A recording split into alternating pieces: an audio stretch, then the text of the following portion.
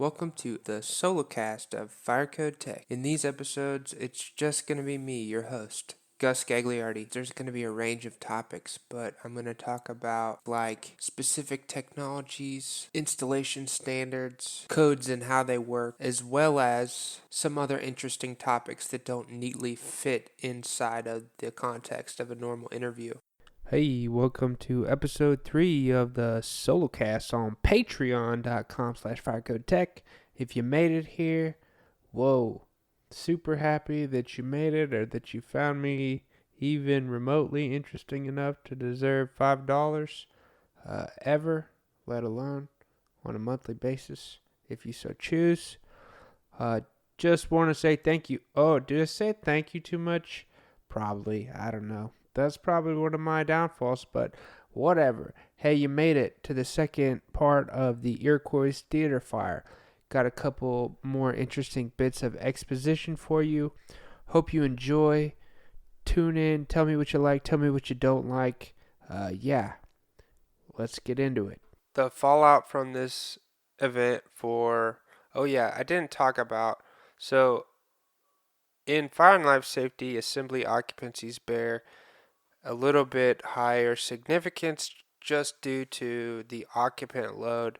That's a common factor in determining if specific fire and life safety systems are required in modern day. So if you look at the special occupancy requirements for sprinklers or for voice evacuation systems, you can find that there are occupant loads that tie directly to triggering fire and life safety features. So I think in the 2015 building code, it's there's several different assembly occupancies in the International Building Code, and maybe that's a good topic for a Solocast, is fire protection for assembly occupancies. But suffice to say that there are specific occupant counts at common thresholds like 300, 500, 1,000 individuals, and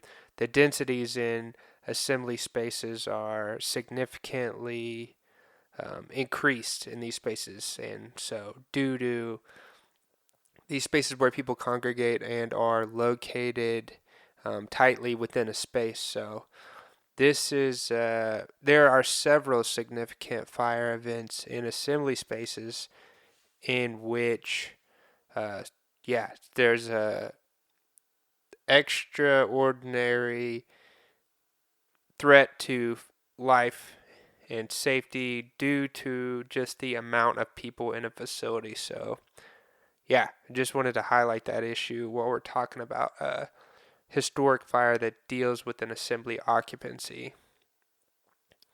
So was looking back at my notes I took while reading the book, and one of the things that they kept harkening back to is that the building was absolutely fireproof.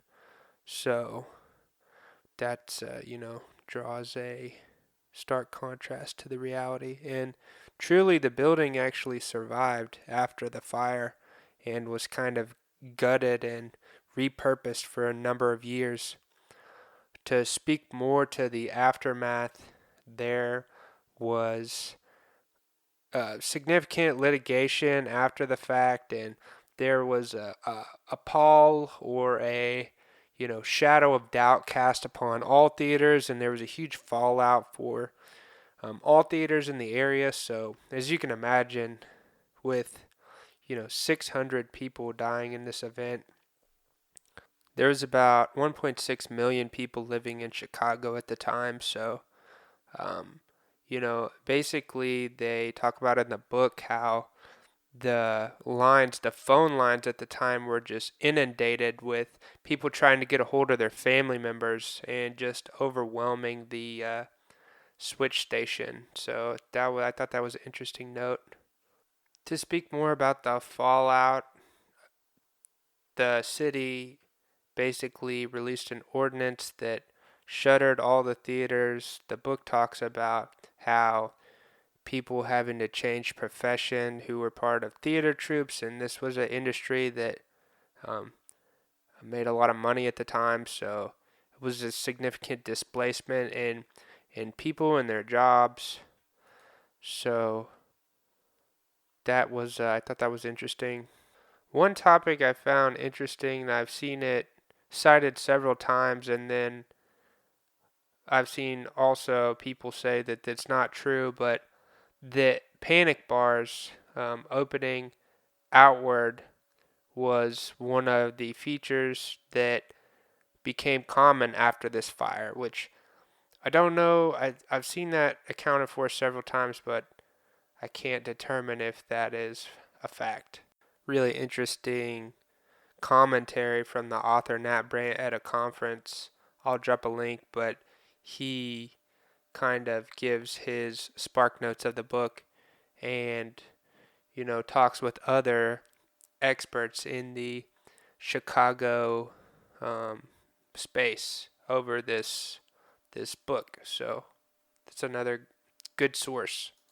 So the litigation was it didn't really come to much. For you would think that with this significant of loss of life that there would have come down heavy on the sort of the parties involved, but uh, from what I understand, the way that liability was at the time, that it heavily favored um, the building owner and or the the parties involved that constructed the facility, and so they talked about how it was common practice for on the back of the tickets to kind of have a statement that waived liability for people to become injured in a building. So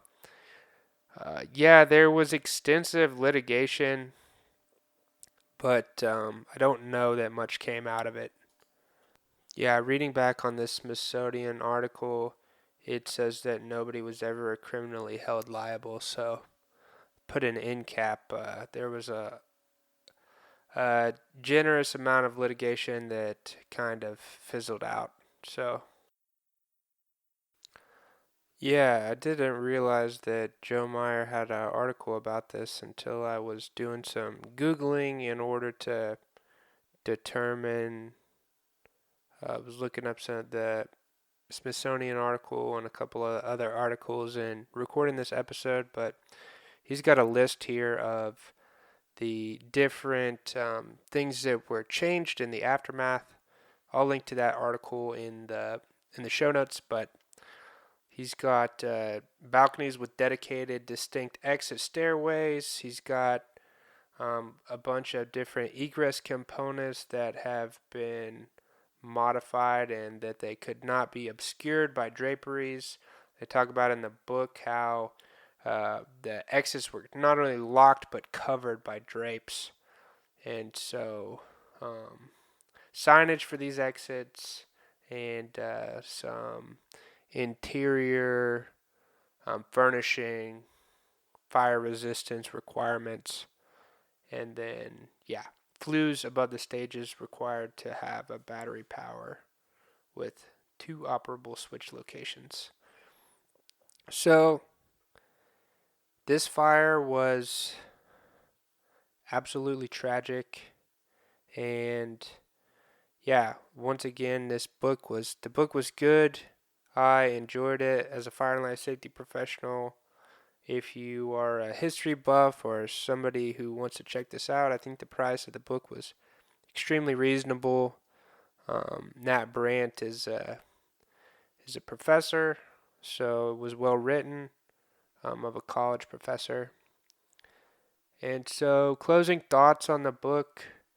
Yeah, I think that there are a lot of messages that we can take to heart today in order to stay competitive and as fire and life safety professionals and make sure that we are providing a not just code compliance solution and getting the project done, but really focusing on what's important and realizing that some really bad things can happen if we neglect our duty to society. And so, yeah, really enjoyed the book. Please let me know if you like these episodes. I apologize, this one is rough. I'm trying to find the format for what would be best for these, and so I'm sure I'll get better as we go along. But yeah, let me know if you liked it. Let me know if you want me to review another specific one. I'll link to some other good articles and just interesting media sources on this fire if you look in the show notes. And so, yeah, there was a lot of really interesting information about this fire despite it being over 100 years old.